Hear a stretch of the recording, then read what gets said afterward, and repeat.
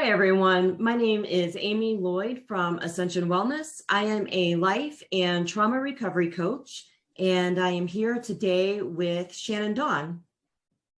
Hi, everyone. Thanks, Amy. I'm a relationship coach at shannondawn.com, and today we are going to be discussing number 1 in a 5-part series on rebuilding everyday trust in your relationship. Yes, and part 1 today is an exciting topic on why avoiding ownership of your mistakes is actually about fear. Right. So what does that look like when we're in a relationship with someone? We care about everything they're saying and doing with us. We really want to understand each other and be on the same page. And incompatibility starts to happen when we're having a conversation or just going through our daily routines of life. And somewhere along the way, someone makes a mistake, says something hurtful, or doesn't follow through with something maybe promised. And we find ourselves extremely frustrated. And we go to our partner and we want to have a conversation about it. And sometimes what happens is they actually avoid the topic. It's like oil and water. They will literally pretend it's not happening, walk out of the room, maybe even, change the subject. And what can we do about that? That's such a great question, a very loaded question. And, if we were going to get stereotypical, I think that a lot of women complain about husbands in this sense, but I would like to actually invite all of us to remove the stereotype because we all do it to some degree. And when we can, both all genders do it to some degree. And when we can recognize that, it kind of helps level the playing field and starts us off with a little bit more perspective than maybe we had 5 minutes ago. Right. I agree. Every single one of us are guilty of this at one time or another. Some are more pronounced at behaving this way, and there are reasons behind that. And so today we are exploring what could those possibilities be. Yes, I can tell you as a trauma recovery coach, that's where my head goes instantly. It's like, oh yeah, I can, see exactly what is a likely scenario. So when we are triggered, our nervous system is feeling some sort of threat. And if you take someone who has a history of trauma, whether they know about it or not, they probably don't, then when they are triggered, they will not necessarily recognize that they are triggered, but what they might do is just kind of shut down, avoid conflict, and minimize situations. They might even deny that it's even a problem, which can feel, when we're on the receiving end of that, it can feel like gaslighting. And if it's prevalent enough, it can make us start to question our own judgment and assessment of what is going on. Right. And the other part that starts to happen is the other person most likely will feel like there's a big gap happening here. There's a destruction of connection because now we're no longer talking about the mistake, the issue that brought us to this point. It's now about the person avoiding and deflecting everything that's going on. And so now the conversation is about this. So we have the option of walking away, sending an email, getting extra mad just so they can hear you. What do we do with that, right? We stand there and we don't always all have the tool, mindset, skill set to know what to do in those situations. So that's why Amy and I are here today to help you with these points. Yeah, exactly. I can say it depends, right? It depends on the people. It depends on the situation. These sort of avoidances happen in big life-altering moments, but also in just the little day-to-day, hey, you forgot to put your fork away sort of things, right? Just the little things that they're not even molehills. They're just whatever. It's not a big deal until they're avoided. And it's like, okay, well, now there's a problem. And so when you find yourself on the receiving end and now you're getting worked up, I can say from my personal experience, it's best to just give yourself and the other person some time. Just walk away, remove yourself from the situation.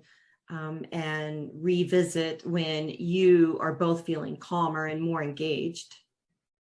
Right. And I think it's important to also voice your thoughts and say, when you do come back together, if that's something you're doing, let them know you're feeling extra frustrated, you're feeling hurt, confused.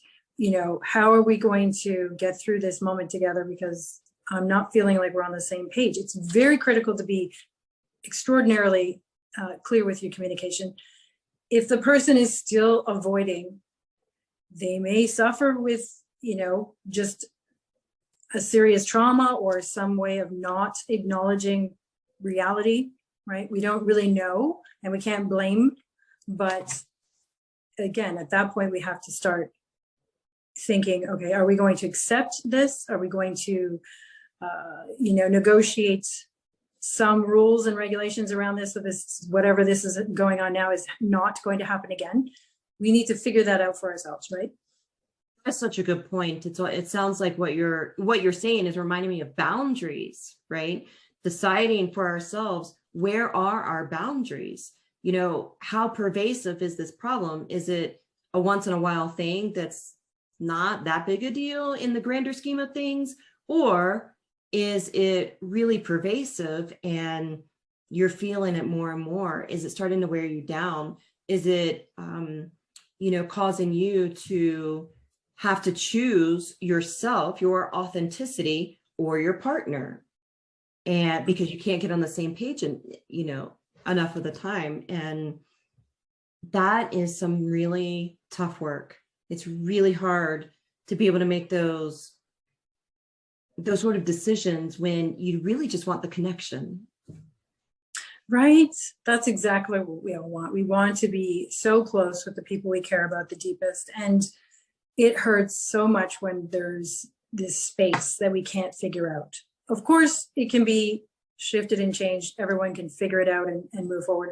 Or the other thing we could think about is journaling out some of our ideas, our frustrations, see if we can get through it that way. Or, of course, you could do life coaching or therapy to find a third person in the room helping you guys out, right?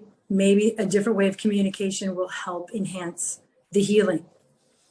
Yes, and I think that right there, it opens up some powerful possibilities. The trick is that both parties have to be on board with that. If the other person has a tendency to avoid to the extent that they are not willing to seek help with you, then that gives you a lot of information. And, you can lead a horse to water, but you can't make them drink. And maybe it's time to move on.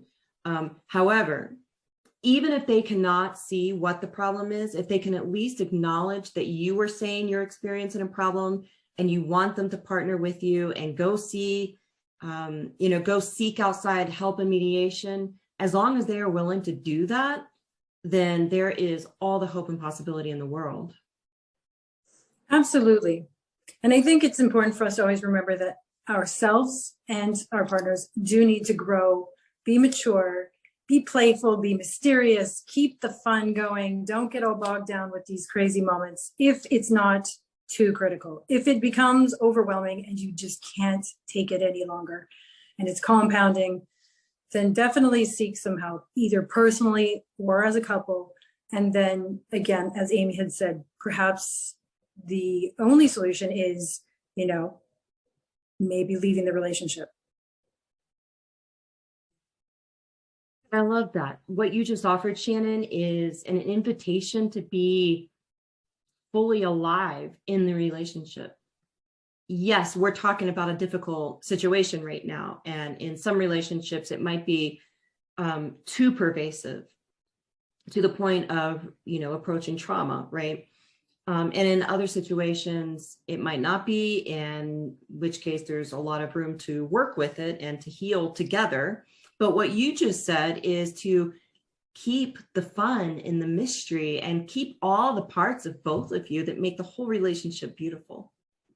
Yes, and I do want to stress as well, we're all aware that if you have a family and kids and this and that, responsibilities and a lifestyle, it isn't easy to just say, oh, I'm done, I don't like this anymore.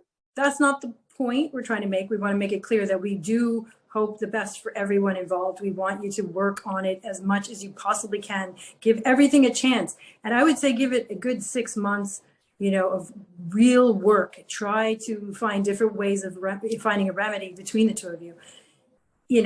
At least know that you tried every possible resource and then make those kind of heavy duty decisions. Yes.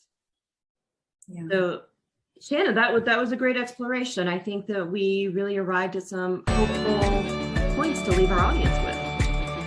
I agree. And so we thank you so much for joining us. Stay tuned because there will be some more parts to this episode and series.